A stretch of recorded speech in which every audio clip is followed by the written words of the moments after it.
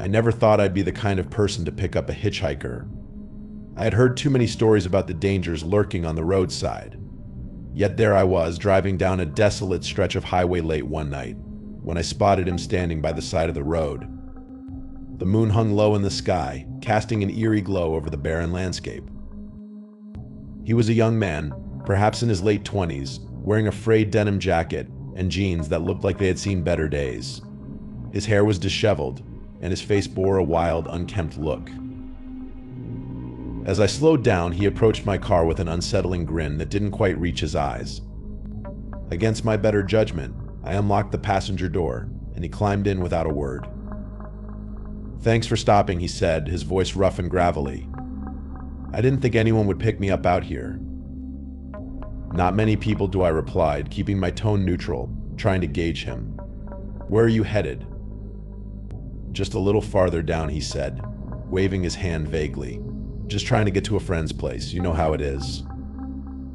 The silence stretched between us as I resumed driving, the hum of the tires against the asphalt the only sound. I stole glances at him. He seemed to be scanning the surroundings, as if he were looking for something. Or someone. "Do you believe in fate?" he suddenly asked, turning his gaze on me, his eyes piercing. "I guess so," I replied, feeling a chill creep up my spine. "I do," he said with an unsettling smile. "I believe everything happens for a reason."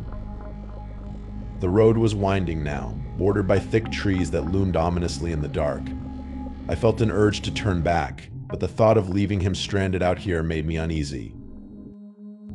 As we drove, he began to share stories that grew increasingly disturbing, tales of people he'd met on the road, strange encounters, and bizarre coincidences. I listened, my heart racing with every unsettling detail. He recounted a story about a family he'd met who vanished after picking him up years ago, their car found abandoned in a ravine. "Funny, isn't it?" he mused, a glimmer of madness in his eyes. "Sometimes you just don't know who you're letting into your life." I forced a chuckle, trying to shake off the uneasy feeling.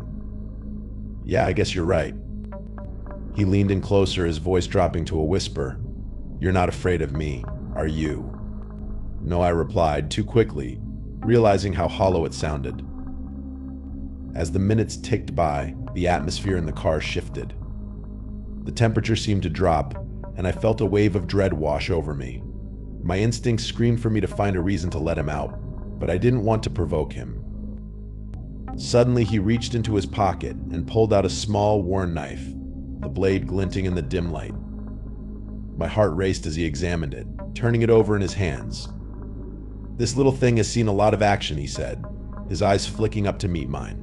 "Sometimes you just have to do what you have to do to survive." "Put that away," I said, trying to sound firm, but my voice trembled.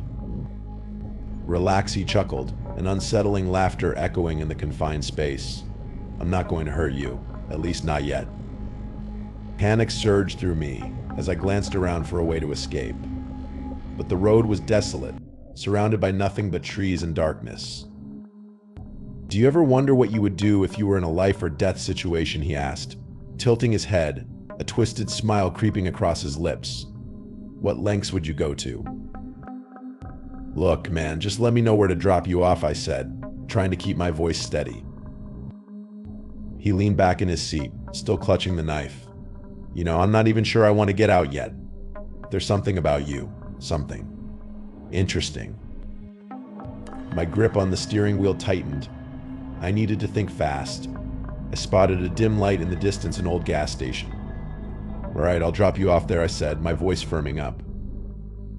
He didn't respond, but continued to stare out the window, a disturbing grin stretching across his face. The station was deserted, flickering lights casting an eerie glow over the cracked pavement. I pulled in, heart pounding as I turned off the engine. "Get out," I demanded. He looked at me, surprise flickering across his features before that unnerving smile returned. "What's the rush?" "Get out," I shouted, adrenaline fueling my anger. All right, he said, raising his hands in mock surrender. He opened the door and stepped out into the night, the cool air swirling around him like a cloak. I watched him as he stood by the car, his face illuminated by the flickering lights of the gas station. "You know, this isn't the end for me," he said, his voice low. "I'll be around. I always am."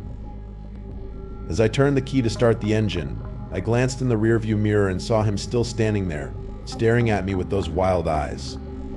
I didn't dare look back as I sped away, the feeling of dread creeping back as I drove into the night.